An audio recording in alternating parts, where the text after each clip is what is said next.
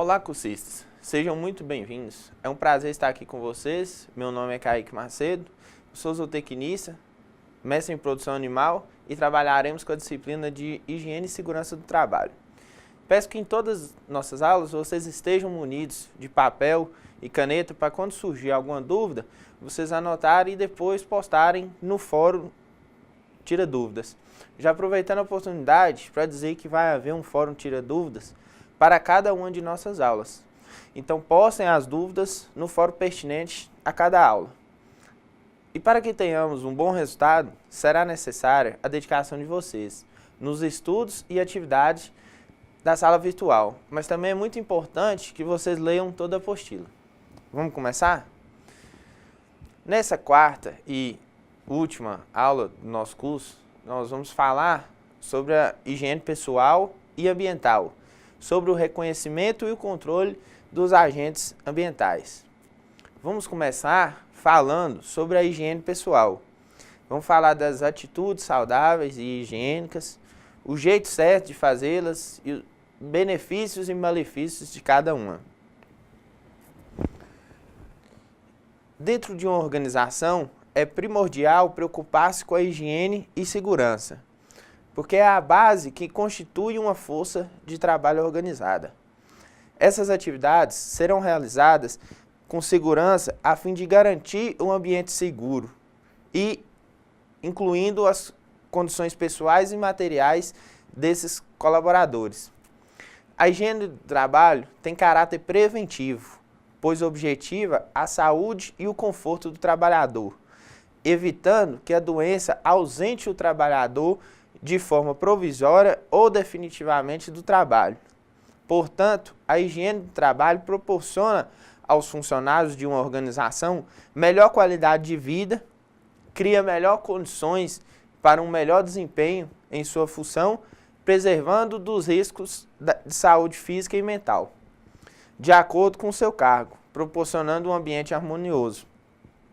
Sendo assim, a higiene do trabalho está relacionada com a saúde do trabalhador, ou seja, com as condições ambientais de trabalho que asseguram a saúde física e mental e com as condições de bem-estar das pessoas. A higiene do trabalho está relacionada com o diagnóstico e com a prevenção de doenças ocupacionais, a partir do estudo e controle de duas variáveis, o homem e seu ambiente de trabalho. As pessoas passam a maior parte do seu tempo em um local de trabalho, que constitui seu habitat. O ambiente de trabalho se caracteriza por condições físicas e materiais e por condições psicológicas e sociais. De um lado, os aspectos ambientais que impressionam os sentidos e que podem afetar o bem-estar físico, a saúde e a integridade física das pessoas. Do outro lado, os aspectos ambientais que podem afetar o bem-estar psicológico, a saúde mental e a integridade moral das pessoas. A higiene do trabalho refere-se a um conjunto de normas e procedimentos que visa a proteção da integridade física e mental do trabalhador, preservando-o dos riscos de saúde inerente às tarefas do cargo e ao ambiente físico onde estão executadas. Relaciona-se com o diagnóstico e prevenção das doenças ocupacionais, a partir do estudo e controle de duas variáveis, o homem e seu ambiente de trabalho. A limpeza é muito importante na prevenção de infecções, tanto a higiene pessoal das casas, dos alimentos e da água, como a limpeza da comunidade em que vivemos são muito importantes. Muitas infecções do intestino são transmitidas de uma pessoa para outra, por causa de falta de higiene e também por causa de saneamento básico. Muitos micróbios e parasitas são transmitidos através das fezes de pessoas ou animais infectados. Eles podem ser levados das fezes de uma pessoa para a boca de outra pessoa, quer através dos alimentos, da água, de mosca ou de outros animais. Ou também pode ser levado diretamente através das mãos mal lavadas. Basta uma quantidade minúscula e invisível de fezes entrar na boca para infectar uma pessoa. As boas práticas de higiene e comportamento pessoal devem fazer parte dos programas de treinamento oferecidos aos trabalhadores da unidade de produção. Este treinamento precisa ser sempre reforçado para permitir a incorporação dos hábitos de higiene adequado. As pessoas podem ser fontes de micro-organismos e de outros perigos. Assim, deve-se dar especial atenção às boas práticas de higiene e de comportamento pessoal, como chegar ao local de trabalho em condições adequadas. O que seria isso? De banho tomado, cabelos e dentes limpos, com vestimenta adequada. Segundo, as unhas devem ser mantidas curtas, limpas e sem esmalte.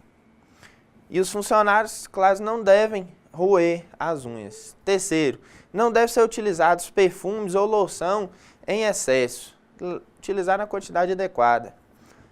Quarto, deve ser usado vestuário de trabalho exclusivo do estabelecimento, garantindo a segurança das pessoas.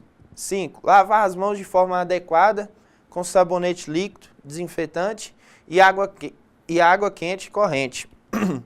Todos os funcionários devem tomar as devidas medidas para evitar o contato desnecessário com os alimentos de alto risco. E 6. As mãos devem ser lavadas apenas nos locais adequados, destinados para esse efeito. Essas medidas têm a função de proteger as pessoas e os alimentos contra as contaminações físicas, químicas e biológicas. Esses cuidados são particularmente importantes para todas as pessoas que tenham contato com produtos agrícolas durante a pré-colheita e processamento após a colheita, equipamentos e utensílios usados na pré e pós-colheita e produtos agrícolas embalados. O comportamento pessoal não deve ser fonte de contaminação dos produtos agrícolas. É muito importante para todas as pessoas que produzam ou trabalham com alimentos. São mais importantes ainda para os responsáveis pelas atividades de seleção dos alimentos, limpeza e produtos para todos os trabalhadores das casas de embalagem, casas de farinha e outras agroindústrias. As pessoas devem sempre lavar as mãos após usar os sanitários, após terem contato com agrotóxico, esterco ou outros insumos agrícolas antes das refeições. As mãos também devem ser lavadas depois de lidar com o lixo ou outros resíduos. As seguintes regras são importantes. Vamos ver no nosso slide. Não manusear dinheiro, espirrar ou tossir em cima dos produtos durante a colheita e manuseio dos produtos colhidos. Não cuspir ou assoar o nariz nas áreas de produção para não haver risco de contaminação dos produtos, como por exemplo nas hortas. A saúde do trabalhador rural é uma condição importante que deve ser considerada. Desse modo, não deve trabalhar na colheita e nas atividades de pós-colheita em que seja preciso manusear os alimentos as pessoas que apresentarem feridas, corte nas mãos, nos braços ou antebraços, qualquer tipo de infecção, diarreia. Caso o trabalhador apresente cortes, ferimentos ou outros machucados, não sendo possível seu afastamento das atividades no campo, deve ter o ferimento bem protegido e coberto por curativo e, se necessário, usar luvas de proteção. Um trabalhador rural que esteja doente ou seja suspeito de doença, ele deve avisar o seu supervisor de campo sobre o seu problema. Neste caso, é possível o seu deslocamento para outra atividade e, se necessário, pode ocorrer a dispensa, sem qualquer prejuízo para o trabalhador. Os trabalhadores rurais devem dispor de uniformes adequados para as atividades que exercem.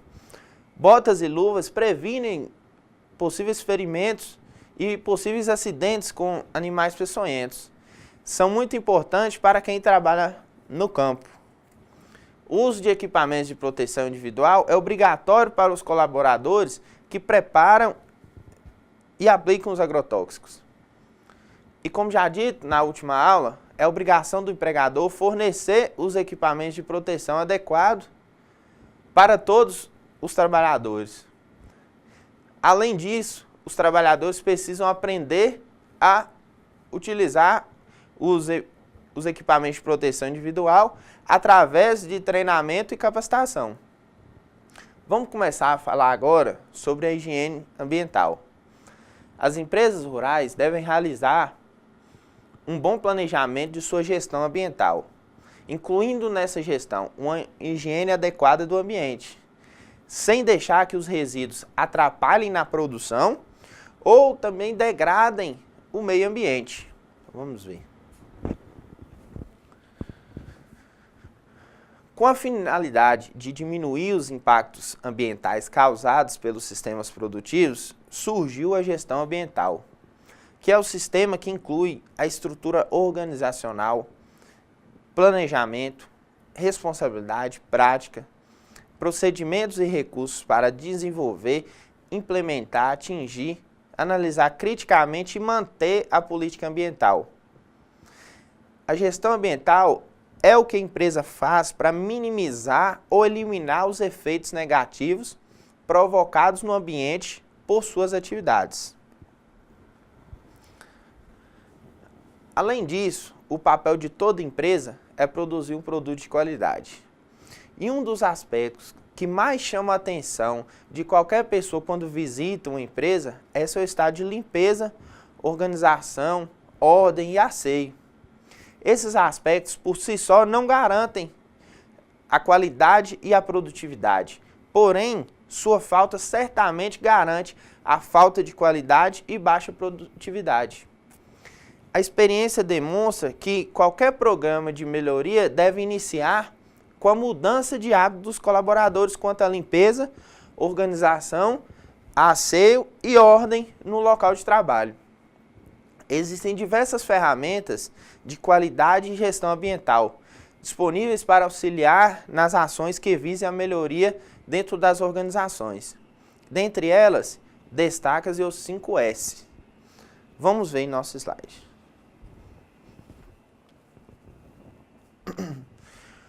Os 5 conceitos para a melhoria da gestão ambiental são: senso de utilização, que consiste em separar o útil do inútil, eliminando o desnecessário. Outro é o senso de arrumação, identificar e arrumar tudo, para que qualquer pessoa possa localizar facilmente o que precisar. O senso de limpeza, manter o ambiente sempre limpo, eliminando as causas da sujeira e aprendendo a não sujar. Senso de saúde e higiene, manter um ambiente de trabalho sempre favorável à saúde e higiene.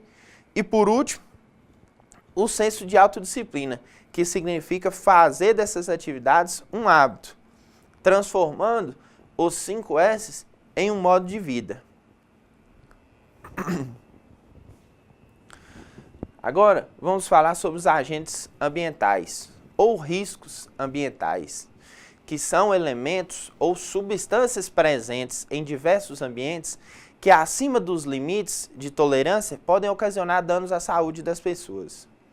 Os agentes ambientais, ou os riscos, são bastante debatidos e estudados na área de segurança e saúde do trabalho, principalmente na elaboração e implementação dos programas, como o Programa de Controle Médico de Saúde Ocupacional, Programa de Prevenção de Riscos Ambientais e Programa de Gerenciamento de Riscos. Existem 5 tipos de riscos ambientais. Vamos ver a seguir. Os riscos físicos são as diversas formas de energia a que possam estar expostos os trabalhadores, tais como ruído, vibrações, pressões anormais, temperaturas extremas, radiações ionizantes, bem como o infrassom e o ultrassom. Os riscos químicos são as substâncias, compostos ou produtos que possam penetrar no organismo pela via respiratória, na forma de poeira, fumo, névoas, neblinas, gases ou vapores, ou que pela natureza da atividade da exposição possam ter contato ou ser absorvido pelo organismo através da pele ou por ingestão. Os riscos biológicos são os riscos oferecidos por diversos tipos de micro-organismos que possam infectar o indivíduo por vias respiratórias, contato com a pele ou ingestão. Esses são as bactérias, fungos, bacilos, parasitas, protozoários, vírus, entre outros. Os riscos, acidentes, são o arranjo físico inadequado. São as máquinas e equipamentos que não têm a proteção. Ferramentas inadequadas ou defeituosas, iluminação inadequada, eletricidade, a probabilidade de incêndio ou explosão, o armazenamento inadequado, animais peçonhentos. Outras situações de risco que poderão contribuir com a ocorrência de acidentes. Os riscos ergonômicos são eles o esforço físico intenso, levantamento e transporte manual de peso, exigência do seu serviço de postura inadequada, controle e risco de produtividade. Então o chefe impõe um ritmo excessivo de trabalho, trabalho noturno e noturno, jornadas de trabalho prolongada, monotonia e repetitividade. São outras situações causadoras de estresse físico ou psíquico. Já vimos os tipos de riscos ambientais que os trabalhadores estão submetidos. Agora vamos ver o programa de prevenção desses riscos ambientais.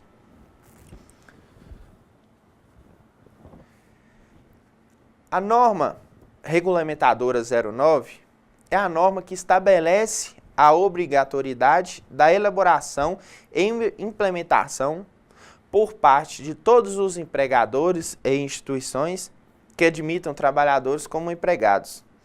Essa norma visa a preservação da saúde e da integridade dos trabalhadores, através da antecipação, reconhecimento, avaliação e consequente controle da ocorrência de riscos ambientais existentes ou que venham a existir no ambiente de trabalho, tendo em consideração a proteção do meio ambiente e dos recursos naturais. Agora, nós vamos entender algumas etapas que devem ser seguidas para o desenvolvimento do Programa de Prevenção de Riscos Ambientais, conforme a NR09.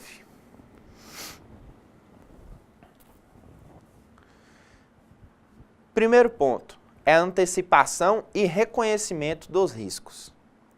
Segundo a NR09, a antecipação deverá envolver análise de projetos de novas instalações, métodos ou processos de trabalho, ou de modificações já existentes, visando identificar os riscos potenciais e introduzir medidas de proteção para a sua redução ou eliminação. O reconhecimento dos riscos ambientais deverá conter os seguintes itens, quando aplicáveis: a sua identificação, a determinação e localização das possíveis fontes geradoras, a identificação das possíveis trajetórias e dos meios de propagação dos agentes no ambiente de trabalho, a identificação das funções e determinação do número de trabalhadores expostos ao risco, a caracterização das atividades e tipo de exposição, a obtenção de dados existentes na empresa indicativo de possível comprometimento da saúde decorrente do trabalho exposto, os possíveis danos à saúde relacionados aos riscos identificados, disponíveis na literatura técnica, e a descrição das medidas de controles já existentes. Após a identificação dos riscos, é hora de organizar e estabelecer prioridades e metas. A NR09 afirma que deverá ser efetuada, sempre que necessário e pelo menos uma vez no ano, uma análise global do Programa de Prevenção de Riscos Ambientais, para avaliação do seu desenvolvimento e realização dos ajustes necessários e estabelecimento de novas metas e prioridades. A terceira etapa é a avaliação dos riscos e da exposição aos trabalhadores. Vamos ver.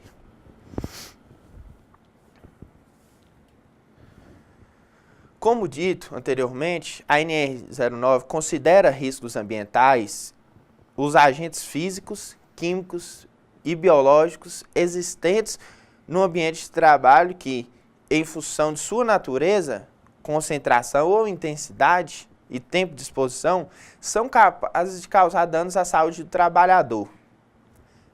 Nessa etapa, se realiza a avaliação desses riscos presentes e a quem está exposto. Outra etapa importante é a implantação de medidas de controle e avaliação de sua eficácia. As medidas de controle e a avaliação de sua eficácia são muito importantes para que o programa de prevenção de riscos ambientais tenha o resultado efetivo. Isso porque o acompanhamento é primordial para analisar se as prevenções estão sendo bem utilizadas.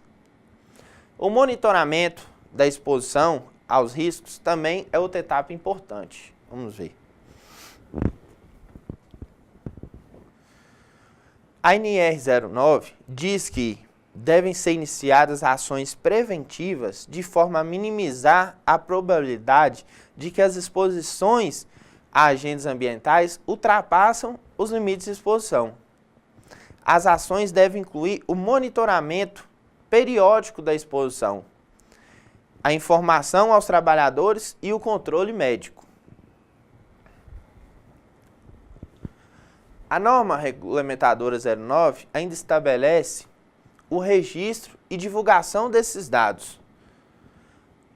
O Programa de Prevenção de Riscos Ambientais deve estar descrito num documento base contendo todos os aspectos estruturais descritos anteriormente. Esse documento e suas alterações e complementações deverão ser apresentados e discutidos na Comissão Interna de Prevenção de Acidentes do Trabalho, quando existente na empresa, de acordo com a NR5, sendo sua cópia anexada ao livro de atas dessa comissão.